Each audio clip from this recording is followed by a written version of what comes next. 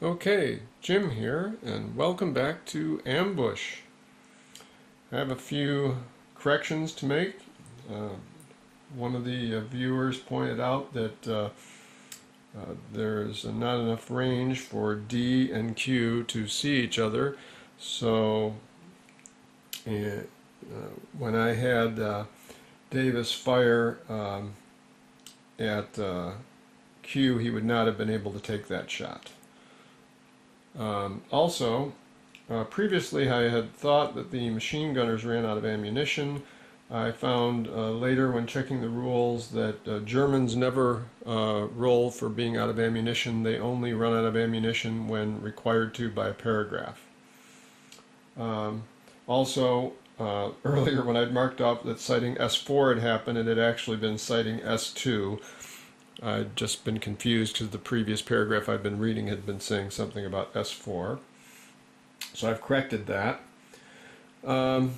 Finally, just as a note, I mentioned this in an annotation to the previous video, when firing a machine gun with only one person firing, each fire is considered to be a snap fire. So that will give N a disadvantage on his firing. So now we're ready to move into the next action round, and we need to roll for a random event. And we roll, and we get a 2. So we line up random event 2, and we get 578. And we'll look up 578 in the paragraph book. And that is 578, if S2 has not occurred, but it has.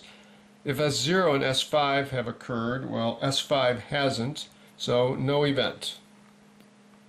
So now we roll for initiative for the round, and we get, the Germans get a 2 and the Americans get a 3. Woohoo, this is great. Maybe we'll have a chance to recover from all these Germans everywhere.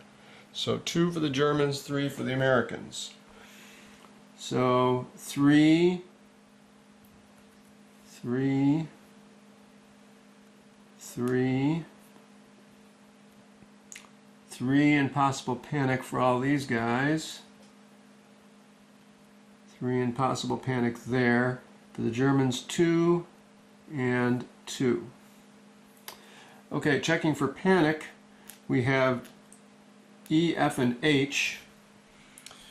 And everyone is within 2 hexes of Anderson's, who's in this stack, right there. But Eaton is over here. He's too far away, so he panics. Rats. That's not good. So that means that he loses the 2 rounds he was going to get this turn. Oh, that's terrible. Here he was in so close and might have been able to do something, and could have had 2 rounds and he got nothing. Okay, so now we have to decide what to do with F, H, and Anderson. Well, let's see. H is pretty straightforward. He'll just move along here, and we've checked that hex before when Bassinelli and Gopher moved through there. So H has now used his first turn. And now, let's see. I could try to have F move up and try to attack the pillbox. The one challenge with that is that N is still there with his machine gun, and he will get to act before F can do a second action. So that's kind of challenging. Let me think about that. Okay, so I was thinking of running up there, but then before I could try to throw a grenade from here, but if I try to throw a grenade, because, well, F does have a grenade, he would be 1, 2, 3, 4. Throwing a grenade at a range of 4 is medium range, so that would give him a 4 to hit. It would be 6 for his weapon skill. But then -3 for throwing through a non-adjacent aperture. So that would give him a 0 through 3 to hit. If he fired his weapon, he would have a 5 base, that's one higher, but then the modifier for a soldier crouched through another aperture is a -4. So 5 minus 4 is a 1, plus 2 is a 3. So he ends up with a 3 either way. Now, the question is so he's got the same chance to score a hit with the grenade or with his weapon. What would be more likely to take out the German soldier? Let's see. The grenade indoors would wound. I would need a 5 to get a wound. Actually, it says wound prone 3 through 4. Okay, so while looking at it, the grenade is actually apparently less deadly than the rifle. Surprises me a little, but that's the way it works out. The rifle you need a 6 to get an incapacitate result, and with the grenade you need a 7.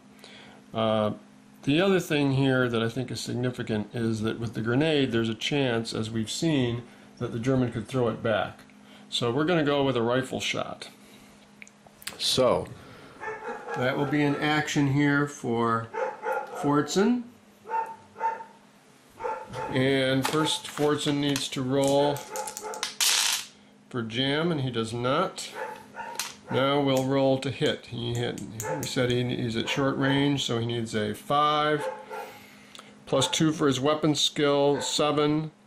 Minus 4 for firing through a non-adjacent aperture means 0 through 3 to hit.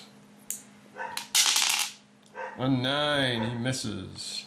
And rolls to see if he's out of ammunition, and he is not. Okay, so now what we're going to do is we're going to have Anderson give a turn to Davis. And Davis will then spend it, and Davis will take a shot. He has 1 less weapon skill, so he'll need a 0 through 2 to hit. First we roll to see if he jams. He does not. Now looking for 0 through 2 for Davis. A 0! Yes! Excellent shot, Davis, against German N in the bunker, and the damage roll is a 5. So, bolt action rifle with a 5 is wounded. So the German is wounded. So we'll put a wound marker on him. Let's see, where's one of those? And of course that means he falls prone. Excellent. Oh, that is excellent. Well, now it should be German N's turn, but I believe when you get wounded you lose the rest of your actions for the round. So that means he's losing out on 2 actions. I'll double check that. Yes, that is correct. So he will not get to fire that machine gun at me this round. And now, all of the Americans are pretty much eligible to act, except Eaton, of course, who panicked. So now, the question comes here as to what should we do? So my thought is to have someone move up next to the pillbox. I think it's going to be Fordson here, and get in position next turn to be able to try to drop a satchel charge in there. That's a little bit risky, but I think it's the right thing to do. So Fordson is here, and he will take his action. And let's see, how shall we do this? Actually, I'm wondering if I can I give a soldier, can I give him an action? I need to check that.